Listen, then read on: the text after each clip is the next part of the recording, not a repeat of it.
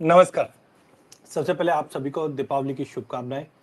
बीच में जरूर वीडियोस थोड़े से कम हो गए थे, बट अब मैं आपको एश्योर करता हूं रोज आपको कोई ना कोई कमोडिटी के ऊपर नया अपडेट मिलता रहेगा। फर्स्ट ऑफ ऑल, जो मार्केट में हो रहा है वो तो हम बता ही रहे हैं, साथ में आपको दिवाली पिक के भी वीडियोस आते रहेंगे। तो आज का जो पहला वीडियो हम रख रहे हैं वो है सिल्वर इन फोकस। अब सिल्वर इन फोकस इसलिए क्या था क्योंकि ये रिपोर्ट हमने पहले भी एक वेबिनार के द्वारा आपको बताई थी, जब हमने 1,30,000 का टारगेट रखा था और $43 का टारगेट रखा था। अब 43 की जगह 53 हो गया है। उसके बाद हमने देखा कि मार्केट में प्रॉफिट बुकिंग आनी चाहिए थी और हमने पिछले 15 दिन नहीं, 1 महीने से बोल रहे हैं कि मार्केट में थोड़े से कॉशियस हो जाइए। अब हम देखते हैं कि जो मार्केट में बड़ा जंप आया उसके बाद मार्केट का सिनेरियो क्या हो रहा है। तो सबसे पहले फंडामेंटल समझते हैं, क्योंकि देखिए चांदी के अंदर अगर हम अप्रैल में देखें तो अप्रैल में करीबन 90,000 के आसपास का भाव बना था, जो $30 के आसपास का सपोर्ट था। और यहां से अगर आप देखते हैं तो प्राइजेस ने एक जबरदस्त तेजी दिखाई है, और खास करके अगस्त के ऑनवर्ड देखेंगे हम तो अगस्त मंथ के अंदर ही हमने एक बड़ा उछाल देखा, और सितंबर से तो हमने एक बड़ी तेजी देखी जो करीबन 1,70,000 के करीब डोमेस्टिक मार्केट में और $54 के करीब हमने इंटरनेशनल देखे। अब तक अगर हम बात करें तो ये तो गिरावट के बाद के फिगर से 1,50,000 और $48.66, बट पिछले एक साल में 44 और 54% के आसपास हमने तेजी आते हुए देखी। लेकिन हाई पे अगर हम देखें तो चांदी डबल होते हुए भी दिखाई दी है। वहीं अगर हम फंडामेंटल की बात करें तो चांदी में अब 12% की बड़ी गिरावट दिखा चुका है, और हाई में हमने 54.46 से अब 48 के नीचे गए। ये गिरावट का कारण क्या था? सबसे पहले तो प्रॉफिट बुकिंग, बिकॉज जिस ढंग से शॉर्टेज क्रिएट हुई थी फिजिकल मार्केट में, ये सबसे बड़ा कारण था जो प्राइजेस को एक अपलिफ्ट लेके गए थे। बट करंटली हम देख रहे हैं प्राइजेस में एक प्रॉफिट बुकिंग आई है, क्योंकि ये हफ्ते में 3 इंपॉर्टेंट ट्रिगर्स है, जहां पे US Russia, US China, US India की बैठक, साथ में इन्फ्लेशन के नंबर शुक्रवार को आने, और अगले हफ्ते रेट कट में क्या बोलने वाले हैं फेड गवर्नर, बिकॉज अभी तक डेटा ही नहीं है। यूएस शटडाउन को आज 22 दिन हो चुके हैं। अब डेटा आएगा तो ही हम आगे वर्क कर पाएंगे। तो अब अगर डेटा ही नहीं है तो आगे का रेट कट्स का क्या होगा? तो 0.25 का रेट कट अगले हफ्ते आएगा जरूर, बट दिसंबर के लिए वो क्या बोलेंगे वो इंपॉर्टेंट होने जा रहा है। साथ में नो डाउट यूएस और चाइना के बीच में जो तनाव है वो कम नहीं हुआ है, थोड़ा और बढ़ता हुआ दिखाई दिया है। बट कुल मिलाकर हमें लगता है कि कहीं ना कहीं यूएस चाइना अब अल्टीमेटम मोड पे है, क्योंकि डोनाल्ड ट्रंप के पास भी प्रेशर बना हुआ है कि इस चीज को हम शॉर्ट आउट करें। तो आने वाले कुछ दिनों में हम देखेंगे कि इसका कुछ इम्पैक्ट पड़ता है कि नहीं। लेकिन हाँ, डॉलर इंडेक्स भी अब 99 के करीब पहुंच चुका है, और जिस ढंग से dollar index slowly and steadily recover कर रहा है, ये कहीं ना कहीं मेटल के लिए अच्छा नहीं है। एंड ऑफ सीजन हम बोल सकते हैं, धनतेरस कंप्लीट हो चुका है। धनतेरस पे हमने 30,000 रुपए का भी प्रीमियम फिजिकल मार्केट में देखा, जो 1,70,000 का लेवल एमसीएक्स पे दिखा, तो 2 लाख का लेवल हमने फिजिकल मार्केट में टच होते हुए देखा है। वहीं ये शुक्रवार को हम देखेंगे कि कहीं ना कहीं यूएस की इन्फ्लेशन की रिपोर्ट आएगी, और ये बताएगा कि फेड की रेट कट अगले हफ्ते, हाँ, अक्टूबर का रेट कट तो कंफर्म है, बट दिसंबर में रेट कट होगा या नहीं होगा ये जानकारी मिलेगी। वहीं यूएस चाइना के ट्रेड टेंशंस कैसे आगे मूव करेंगे, यूएस गवर्नमेंट के शटडाउन अब थोड़े से मिक्स सेंटीमेंट पे आ रहे हैं कि अब ये ओवर अप होगा नहीं होगा। रिसेंटली जो रैली आई थी स्ट्रॉन्ग मैक्रोस को लेकर, अब कहीं ना कहीं प्रॉफिट बुकिंग के तौर पे आ गया। रिसेंट वॉलिटिलिटी की वजह से जो एम्पलीफाइड हुआ था लिक्विडिटी क्रंच, वो अब ट्रिगर आउट हो चुका है, और कहीं ना कहीं मार्केट अब सेटल डाउन होते हुए दिखाई दे रहा है। तो कुल मिला के प्राइजेस के अंदर जो गिरावट है उसके 3-4 कारण हमने बताए। US China, US Russia, US India tariff है, ये सब का एक कूल ऑफ हुआ है, जिसका प्रॉफिट बुकिंग देखिए। अब टेक्निकल चार्ट्स पे हम समझते हैं कि आगे क्या सिनेरियो है। तो सबसे पहले वॉलिटिलिटी रहेगी या नहीं, तो हम देखते हैं यहाँ पे चॉपी इंडिकेटर करके हमारा एक इंडिकेटर है, जो मई ऑनवर्ड्स ही बता रहा था कुछ बड़ा मूवमेंट होगा। और आप देख सकते हैं जब जब चॉपी इंडिकेटर ऊपर के रेंज में था, यहाँ पे आप देख सकते हैं मार्केट एक दायरे में ट्रेड कर रहा था। जैसे ही चॉपी इंडिकेटर नीचे आना स्टार्ट हुआ, आप देख सकते हैं मार्केट में भी उसी ढंग से मोमेंटम बना। अब यहाँ से देखिए चॉपी इंडिकेटर घूमता हुआ दिखाई दे रहा है।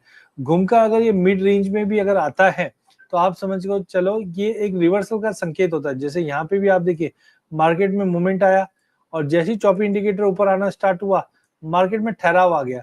तो एटलीस्ट मुझे लगता है मार्केट गिरकर एक ठहराव आता हुआ दिखाई देगा, जो 40-44 के बीच में आना चाहिए इंटरनेशनल में।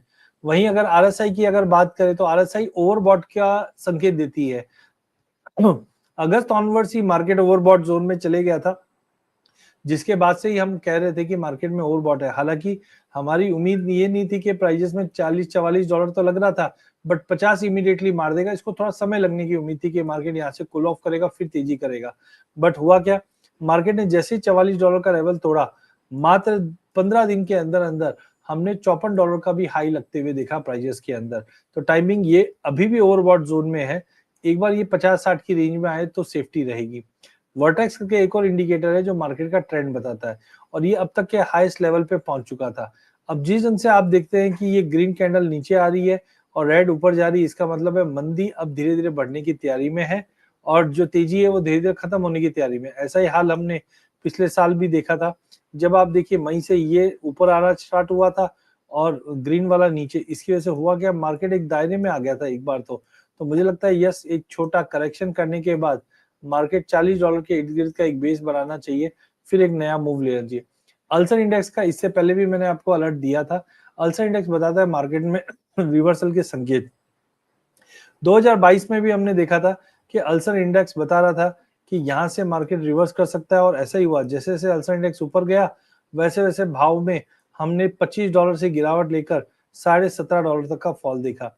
इससे पहले भी हमने मल्टीपल ऑफ टाइम मार्केट में एक जंप देखा था, बट यहाँ पे आप देखिए मल्टी ईयर लो से अब ये रिकवर करने की कोशिश कर रहा है। हालांकि सिग्नल हमें 5.11 पे मिलेंगे, बट जैसे से ये रिकवर करेंगे वहां से हम देखेंगे मार्केट में गिरावट आएगी, जो दर्शाता है करीबन 40 डॉलर के आसपास का एक बेस बन सकता है।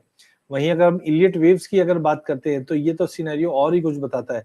देखिए इलियट वेव्स में हमने पिछले साल 2 साल पहले जुलाई खत्म होने के बाद तेजी देखी थी, एक ऑर्गेनिक वेव बना था जो 26 डॉलर तक का लेवल दिखाया, फिर एक करेक्शन आते हुए दिखाई दी।